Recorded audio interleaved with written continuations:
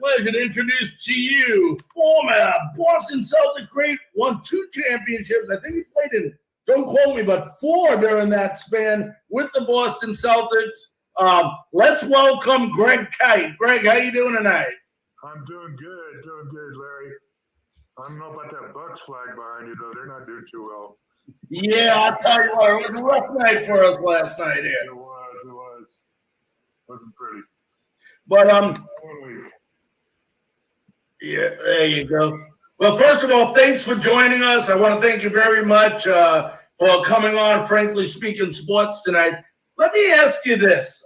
We were just having a conversation on our last show around basketball players and about how the game is different from, actually it was from the 80s down to today's game, about the team-oriented game. Talk about the game, Greg. No better person I can think of than talking about a team-oriented way the game was played back in the 80s compared to today, with such players as Larry Bird, Robbie Parrish, all these great Kevin McHale and so on. Yeah, well, it was an awesome era to play when I did back in the 80s and 90s, and I obviously was fortunate to play on those championship teams with some incredible Hall of Famers and other great pros. But it's still a team game today. The thing that's happened today is they changed the rules.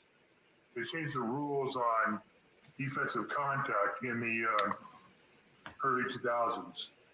They did that because the product was getting ugly.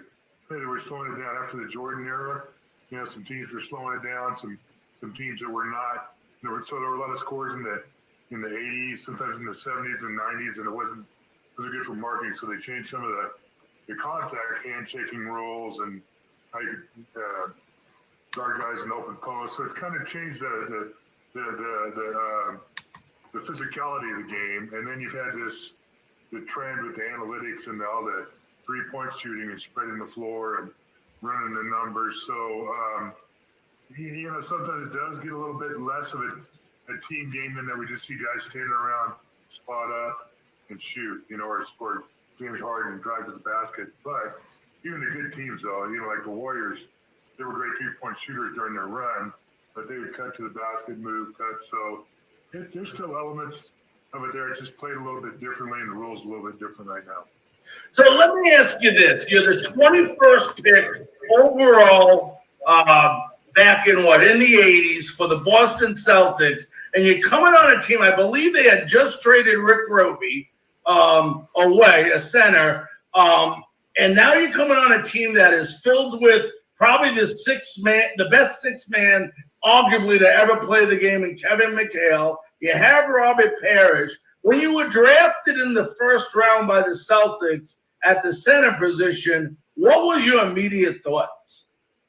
Well, I was excited. Obviously, it's been a long-time goal of mine from youth basketball age, junior high school, to be an NBA player. So it was coming to reality with that. And then to get picked by the Celtics on top of that, I was kind of projected as probably a high second-round pick, maybe sneak into the first round. I was picked as the 21st pick in a 23-team league then. And so, the breaks kind of went my way. The Celtics had traded Rick Roby. It was one of their backup centers, or their backup center, to Phoenix for the rights to get Dennis Johnson. So it opened up the door to get Dennis Johnson. And Celtics actually had their eye on Red Auerbach, had their eye on Roy Hinson, who was a big man coming out of, I forget where Roy played in college, but he was a good pro. And Roy went to Cleveland to pick before the Celtics picked. So the Celtics picked me, and then coming in there, hey, with that team, with those veterans, and those pros like McHale was the 6-man back then, I knew there wasn't a lot of, wasn't going to be like open door to playing time. It was a veteran team that was playing for championships, and so I just worked hard and made my place and found my role there, and it was a lot of fun. Playing with those guys. Greg, how much did you learn? You're playing with some of the best players to ever play the game, arguably some of the best teams to ever play, and you're watching probably the best team basketball, front row seat to unbelievable team basketball. just by sitting there and watching, how much of an education did you get in basketball? I got a PhD in basketball. And, you know, if you go to this level and you play in the NBA, which there's only, so many people have, you really do get a PhD in basketball because you're around it all the time at the highest level. And certainly me there, like I said, I played on the Celtics team in 86, 85, 86, 87 when I played there. We had 5 future Hall of Famers on the team, and some other guys, Danny Ainge, Jamel Carr, other guys like that who'd been all-stars a time or two in their career. So I got to buy a ticket to go walk through the Hall of Fame in Springfield and see their displays. But you certainly learn, and then just even going against, practice against those guys in a game. I mean, anytime you move up to the next level, basketball, whether it's from high school to college to the pros, junior college to 4-year school, players' games really take you gotta mature, you gotta grow, and then you learn from those. And what a great setting for me. I had a good foundation from my college and high school days with fundamentals and things like that. But I was just around a set of guys who are really true pros. They really, we got along great. They rode each other hard. We had a lot of fun. We ripped each other. We played jokes on each other, but we competed too. And so, I saw what these guys, a lot of them had been around the league then, besides the Hall of Famer, Larry Bird was in his MVP days. So fantastic just sitting and watching them there. But all the other guys, have been around league 5, 10, 12 years, and they really knew how to play the game. And so learning from them was an awesome experience. So what was it like? I mean, the Boston Garden, you walk out, you look up in the rafters, you see amazing amount of history. The first time you walked in, was a Boston Celtic the first time you walked into the Garden as a player? Yeah, I'd never been in the Garden until we played there. I mean, we didn't usually practice there. We practiced as a small college, and so I'm sure probably I'm thinking back, my first exhibition game there was the first time I'd been in the Garden. I'd never been there as a fan or as a player at college level or anything like that. So it was one of those unique historic buildings with a lot of history, but it was also old, so it had its famed lore of the creaky floor and hot locker rooms. So let me ask you, for the fans that didn't get to watch, maybe they were too young in the 80s, talk about the experience. First of all, let's talk about the experience of playing with Larry Bird and describe to them what Larry Bird was to the Boston Celtics. Well, Larry Bird was the key to the Boston Celtics. He was he and Magic Johnson and for a number of years were the top players in the league.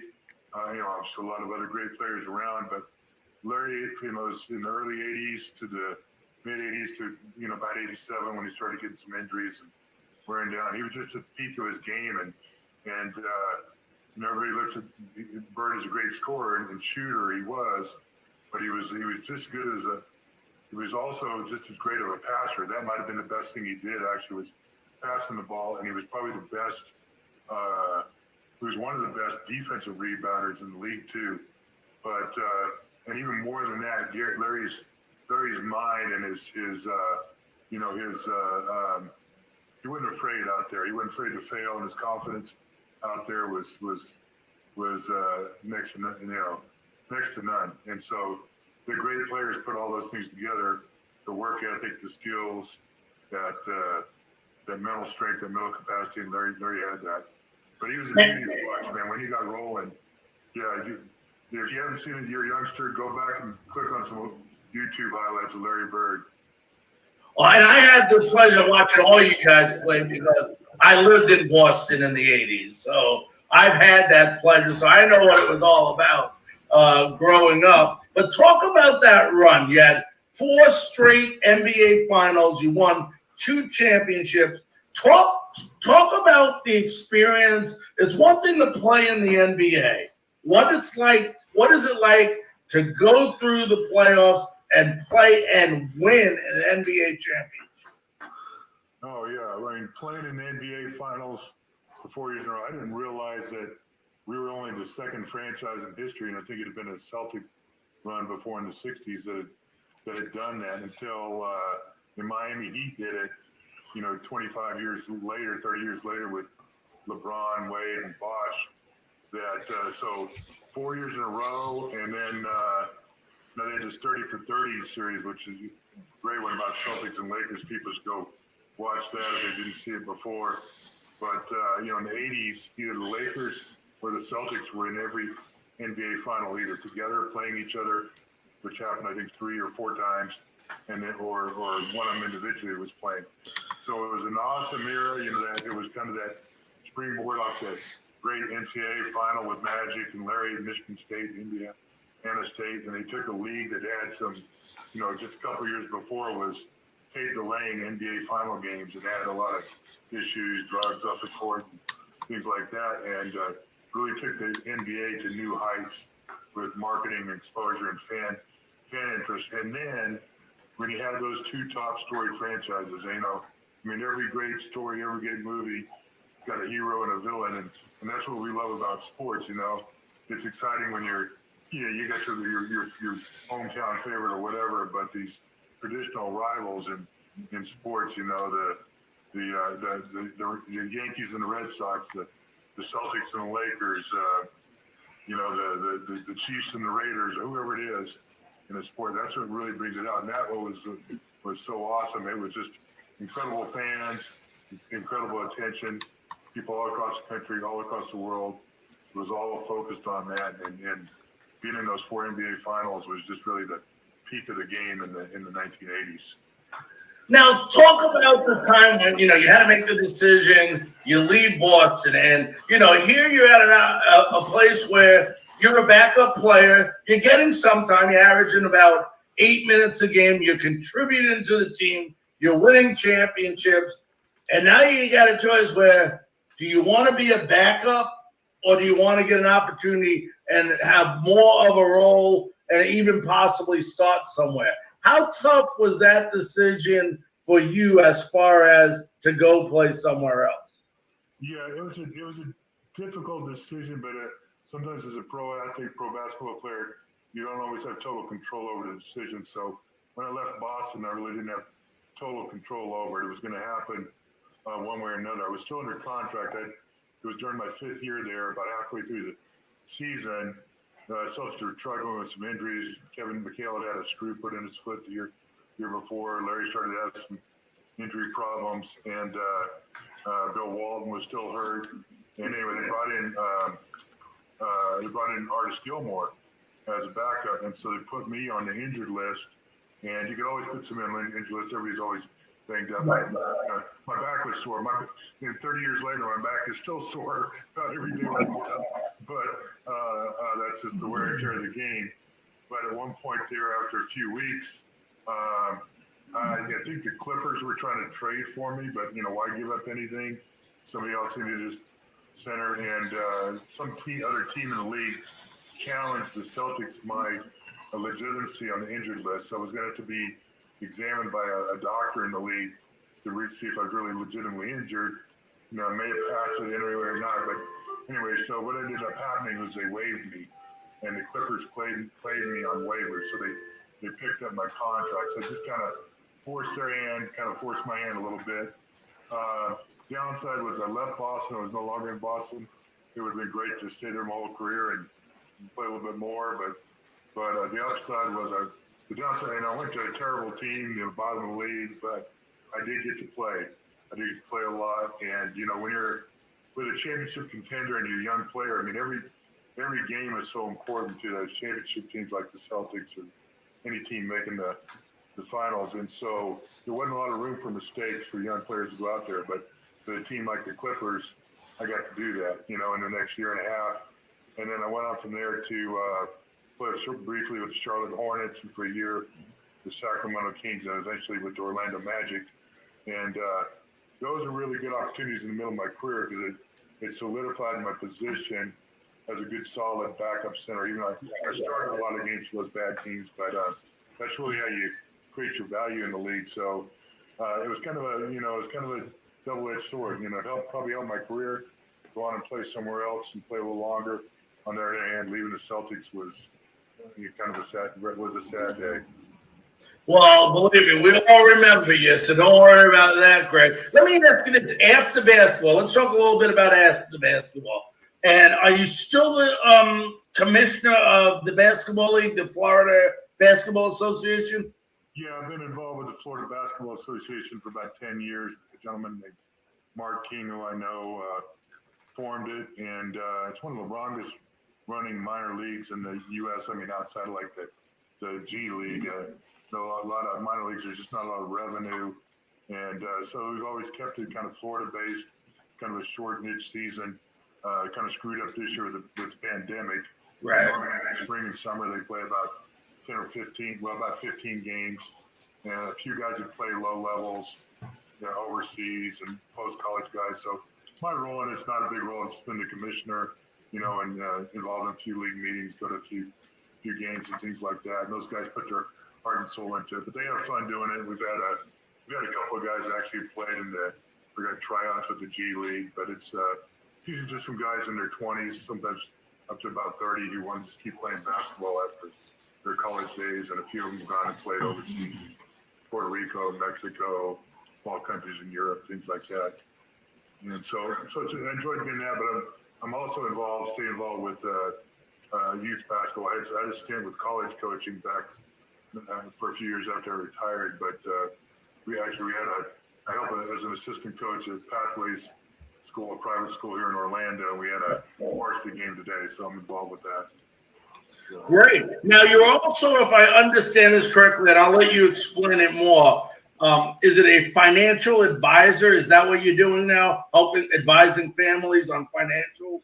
Yes, I'm a financial advisor and investment advisor, and I'm a fiduciary. I give people financial advice. We help set up financial plans, and I recently joined a longtime friend who I used to work with in the industry, Sean Pauley. So I'm with Pauley Wealth Management. You can find us at pauleywealth.com, Polley. And, when it comes to money, it's kind of like oxygen, we deal with it every day, whether we want to or not, Right. And what I've enjoyed, I got into the industry about 15 years ago, post-career, is, I enjoyed teaching people a little bit, helping people understand a little bit more about how money works. Just because, money's not everything, but without a good plan, a good management, it can be pretty stressful. And stress, money stress is not a good thing. It can be not good for your health and tough on relationships and marriage. So helping people make a good financial plan, just like, we probably all know how to do a sit-up or a push-up or, pump some iron or go jogging or walking, but it's always great to have a coach, or a workout partner or somebody, a trainer or a coach. So, on the financial end of things, that's what we're able to do. We're able to work with people that help them, plan for those big goals in the future, like retirement, putting their kids through college, etc. Why don't they do this? I mean, you're a person, you're a former athlete, and these are things that you would think like later in high school as kids are getting older, instead of worrying about something like geometry or algebra that they're never going to use in their daily life. Wouldn't this be good to start doing it in maybe the high school level or definitely the college level? Could you look back as a former athlete and saying, and maybe you were smart enough to do this before and had guidance, but there's a lot of even athletes that, they go from college, they go to the pros, especially in certain sports like basketball and football, where you don't have like minor leagues in baseball, where they could really use this education on how money works. Wouldn't this be something good for them to utilize at that age? Oh, absolutely. From beginning up, and it was just a few years ago, there were only 4 states in the country that required like a mandatory personal financial course for high school students. Now it's improved. I think there's like 15, 20 of them, but even then it's still very basic. And, you think about it, most families, a lot of times you don't talk about it, and, you don't really learn much. Yeah, we're dealing with it all the time. So teaching young people, and hey, I got a bachelor's degree science-based in college at Brigham Young University. I never had a personal financial course. In college, I just got interested in it during my career, and then post-career, I got involved. And so it's really a big need when you think about it, and we kind of get, it's kind of all a car. We get all this stuff through our workplace. Maybe we get a retirement plan. We don't have a retirement plan because we're self-employed or in a small business. We borrow money over here. We save money over here at the bank. We go, get the car loan over here. We don't know how it fits all together. So helping, people how to fit all together. And then certainly, athletes, young athletes, the pro leagues have done some proactive things to kind of help, give seminars and guidance to guys. And so hopefully they're doing better. But you always hear about these sad stories because it is so backwards, I was fortunate to play 12 years professional ball, and the average NBA player probably plays 3 or 4 years, and NFL, that kind of thing. And if you're lucky, you play 10, 15, 18 years. But you're earning more money in your 20s or maybe your 30s when you got less life experience. Most of the time, people, in their careers and jobs, we're earning more money in our 50s and 60s and 40s when we're hopefully a little smarter, a little more mature. So there's some good chances, opportunities for gals to blow it who earn a lot of money early, but also too you get to where you establish this this lifestyle for most people 6 figures. I guess some of these athletes today 7 figures even. And so how do you make that? What happens when the game ends? You got 50 years to live. How do you stretch that out? Right. And Greg, this is the time, and we have a lot of listeners here that are, let's just say, from 20 up, 30s, 40s, 50s. A lot of people get this image that I can wait. And isn't it the longer you wait, the more you're really losing, because the time where you really need it, I would assume, and you can correct me if I'm wrong, is while you're young, while you're starting a family, while you have a lot of these things going on, because later in life, your family's going to grow older, and, I don't want to say they can fend for themselves, but, people think, well, I can wait till I'm 50 to do that. But isn't it right? Like when you're right out of college to start thinking about a financial plan? Absolutely. In college, and even as a teenager, if you can, procrastination is one of the biggest enemies of wealth. And, it's kind of like the little tortoise and the hare, the tortoise wins the race because he's slow and steady. And so that's what, if young people, even in their 20s, even though they're in school or just getting their career started, and that's when their excuse is, I'm just getting a career started, trying to find a job. They rack up a lot of college debt, which, is awful these days. But, even somebody saving $100 a month, or for $50 a month when they started, and as your income goes up, increase that, and then learn about smart ways to save that money and invest that money, and you'll be way ahead. There's a number, I don't remember the exact number, but there's people, they just save for if somebody just would say 22 and save for 8 or 9 years till they were 30 and stopped, say they were saving $300 a month, and that person, and then somebody else waited till they were 31 to start saving at age, and they were earning the same rate of return. At age like 65, the person who started at 22 and stopped would have more money. Right. That's where procrastination, interest, everybody knows about interest, but compound interest is a really powerful principle. So that's where your money's working for you, Right. A lot of these great people in history, they figured that out, J.P. Morgan and Bo Getty, I can make this money work for me while I'm sleeping. Right. And so many people, there are a lot of opportunities these days to create something, do content. There's all this gig economy. Some people hit it big with an idea, and that's great. Maybe many of us will come across some kind of windfall in our life, but that slow and steady wins the game. And you think about this, just with COVID, what has hit so many people? Boom, my work's been cut back, or I'm out of work, and there was some relief from the government for a while, but then boom, you're out of your savings, you're not able to pay your rent, so you gotta save money for a rainy day for those emergencies, and save money for long-term goals and try to minimize the debt that you have, at least especially the consumer debt, the high interest rate debt. Now, Greg, for those people that are listening, if they want to get in touch with, let's say, because we're coming from Florida too here, our program, and they want to get in touch with the company you're working for, with you yourself, how can they learn more about this? Yeah, they can just go onto our website to polleywealth.com, POLLEY wealth.com, and they can actually request an appointment or just want contact for more information. They'll be able to reach out to me or Sean will get to me. That's probably the best way to contact me. I'm pretty easy to find on the web too. If you want to message me personally through Facebook or Instagram or something like that, I don't use that much, but Facebook Messenger, etc. You can do that as well. I'm pretty open. But polleywealth.com is our website, and that's it. We've got a lot of contact our numbers there online. All righty, my friend. Well, listen, Greg, I want to thank you so very, very much for joining us tonight on Frankly Speaking Sports. I really, really enjoyed catching up with you. Well, I did too. Thank you, Larry. I enjoyed it too, and look forward to maybe meeting in person sometime. So you're down here in Tampa, correct? You're in the... Yeah, I'm right in Tampa area. Okay. Well, if you're over in Orlando, give me a ring. All right, love to do that. All right, you be safe, my friend. Okay. Thank you. Have a good evening. Take care. You too. Bye-bye. That was Greg Kite, former Boston Celtic, joining us here on Frankly Speaking Sports. What a great